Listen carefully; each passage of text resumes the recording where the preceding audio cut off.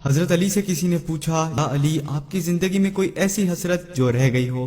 تب حضرت علی نے فرمایا، دو حسرتیں رہ گئیں، ایک کہ جتنا مجھے علم تھا کسی نے پوچھا نہیں، دوسرا جتنا میں سخی تھا اتنا کسی نے مانگا نہیں۔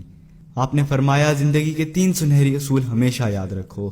ایک، اس سے ضرور معافی مانگو جسے تم چاہتے ہو۔ دوسرا، اسے مت چھوڑو جو تمہیں چاہتا ہے۔ تیسرا، اس سے کچھ نہ چھپاؤ جس پر تم اعتبار کرتے ہو۔ آپ نے فرمایا، دوست سے سنبھل کے دوستی کرو، ہو سکتا ہے وہ کسی دن تمہارا دشمن بن جائے، اور دشمن سے سنبھل کے دشمنی کرو، ہو سکتا ہے وہ کسی دن تمہارا دوست بن جائے۔ زبان کا وزن بہت ہی ہلکا ہوتا ہے، مگر بہت کم لوگ اسے سنبھال پاتے ہیں۔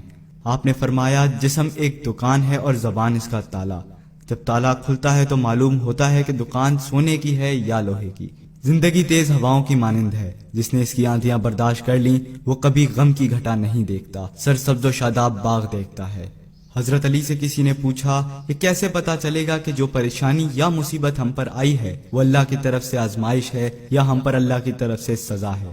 آپ نے جواب دیا، جو مصیبت تجھے اللہ کی طرف لے جائے وہ آزمائش ہے، اور جو مصیبت تجھے اللہ سے دور کر دے وہ سزا ہے۔ حضرت علی کے پاس ایک یہودی آیا اور کہا، میں نے سنا ہے کہ جب آپ مسلمان عبادت کرتے ہو تو وسوسے اور خیالات آتے ہیں، جبکہ ہم عبادت کرتے ہیں تو ہمیں نہیں آتے۔ حضرت علی نے جواب میں فرمایا، اگر ایک گھر فقیر کا ہو اور ایک گھر امیر کا تو چور کہاں جائے گا؟ یہودی نے کہا، امیر کے گھر میں۔ حضرت علی نے فرمایا، تبھی تو شیطان ان کو ستاتا ہے جن کے دل میں اللہ ہو، جن کے دل میں اللہ کی محبت نہیں ہوتی وہاں شیطان کا کیا کام؟ آپ نے فرمایا، جب تمہاری جان کو خطرہ ہو تو صدقہ دے کے جان بچاؤ، اور جب تمہارے دین کو خطرہ ہو تو جان دے کر دین بچاؤ۔ آپ نے فرمایا کہ زندگی 2 دن کی ہے، ایک تمہارے حق میں، دوسرا تمہارے مخالف۔ جس دن تمہارے حق میں ہو اس دن غرور مت کرنا، جس دن تمہارے مخالف ہو اس دن صبر کرنا۔ کسی کی مدد کرتے ہوئے اس کے چہرے کی طرف مت دیکھنا، ہو سکتا ہے ان کی شرمندہ آنکھیں تمہارے دل کے اندر غرور کا بیج بو دیں۔ 3 چیزیں ایمان کو تباہ کر دیتی ہیں، امیروں کی محفل، عورتوں کی صحبت اور جاہلوں سے بحث۔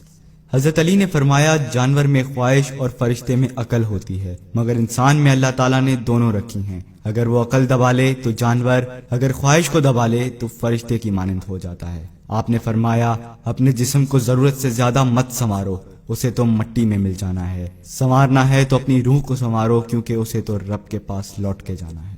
مومن کی مثال ترازو کے پلڑے جیسی ہوتی ہے، جس قدر اس کے ایمان میں اضافہ ہوتا ہے اتنی ہی اس کی آزمائش بڑھتی ہے۔ آپ نے فرمایا، اچھے لوگوں کی ایک خوبی یہ بھی ہوتی ہے کہ انہیں یاد نہیں رکھنا پڑتا، وہ یاد ہی رہتے ہیں۔ آپ نے فرمایا، رزق کے پیچھے اپنا ایمان مت خراب کرو، کیونکہ رزق انسان کو اس طرح تلاش کرتا ہے جیسے مرنے والے کو موت۔ حضرت علی نے فرمایا، رشتے خون کے نہیں احساسات کے ہوتے ہیں، اگر احساس ہو تو اجنبی بھی اپنے ہو جاتے ہیں، اگر احساس نہ ہو تو اپنے بھی اجنبی ہو جاتے ہیں۔ ایک مرتبہ کساب آواز لگا رہا تھا، تازہ گوشت ہے لے لو۔ وہاں سے حضرت علی کا گزر ہوا، کساب نے آپ سے کہا، تازہ گوشت ہے لے جائیں۔ حضرت علی نے فرمایا، آج میری جیب اجازت نہیں دیتی۔ کساب نے بولا، میں آپ سے ادھار کر سکتا ہوں۔ اس سے آپ نے ایک بہت حکمت سے لبریز جملہ ارشاد فرمایا۔ آپ نے فرمایا، یہ ادھار میں کیوں نہ اپنے پیٹ سے کر لوں، جس کو میں جنت میں اس سے بہتر غذا کھلا سکتا ہوں۔ حضرت علی نے فرمایا، لفظ انسان کے غلام ہوتے ہیں مگر صرف بولنے سے پہلے تک، بولنے کے بعد انسان اپنے لفظوں کا غلام ہو جاتا ہے۔ آپ نے فرمایا، کوئی تمہارا دل دکھائے تو ناراض مت ہونا، کیونکہ قدرت کا قانون ہے، جس درخت کا پھل زیادہ میٹھا ہوتا ہے لوگ پتھر بھی اسی کو مارتے ہیں۔ آپ نے فرمایا، کسی کا عیب تلاش کرنے والے کی مثال اس مکھی جیسی ہے جو سارا خوبصورت جسم چھوڑ کر صرف زخم پر جا کر بیٹھتی ہے۔ آپ نے فرمایا، اچھا دوست چاہے کتنا بھی برا بن جائے کبھی اس سے دوستی مت توڑنا، کیونکہ پانی چاہے کتنا بھی گندا ہو آگ بجھانے کے ضرور کام آتا ہے۔ آپ نے فرمایا، زندگی کے ہر موڑ پر صلح کرنا سیکھو، کیونکہ جھکتا وہی ہے جس میں جان ہوتی ہے، اکڑنا تو مردے کی پہچان ہوتی ہے۔ دوست ہو یا پرندہ دونوں کو آزاد چھوڑ دو، اگر لوٹ آیا تو تمہارا، نہ لوٹ کر آیا تو تمہارا وہ کبھی تھا ہی نہیں۔ بادشاہ نے وزیر کو انگوٹھی دی اور کہا، اس پر کوئی ایسا فقرہ لکھوا لاؤ جسے میں خوشی میں پڑھوں تو اداس ہو جاؤں اور غم میں پڑھوں تو خوش ہو جاؤں۔ وزیر گیا اور انگوٹھی پہ یہ لکھوا لایا کہ یہ وقت بھی گزر جائے گا۔